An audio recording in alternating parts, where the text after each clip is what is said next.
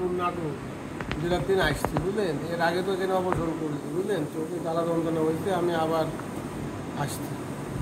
আসার পরে ওরা বললো এখানে ইমার্জেন্সি দিচ্ছে, আমার ইমার্জেন্সিতে এখানে আমার ভর্তি করেছে।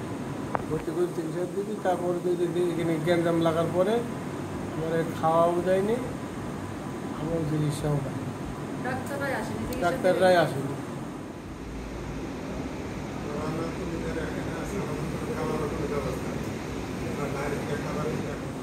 সোমবার দিন রাত্রে ভর্তি হয়েছি, মঙ্গলবার অপারেশন করছে, তারপরে থেকে আমার কোনো চিকিৎসা নেই।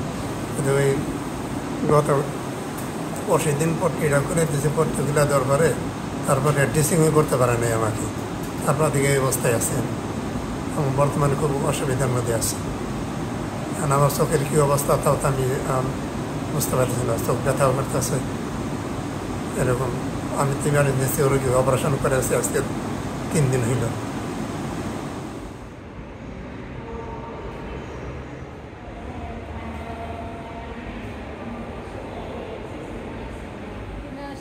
সোমবার এখানে ভর্তি হয়েছি, এসে ডাক্তারকে দেখালাম, বললো চোখের অবস্থা খুব খারাপ, আপনি হচ্ছে ইমার্জেন্সিতে ভর্তি করেন, আপনার অপারেশন করা লাগবে আবার। আরও ডাক্তাররা ছিল, ওনারা বললো যে আগে চিকিৎসা দিই, ওনার চোখ একটু সুস্থ হলে তারপর অপারেশন করবো।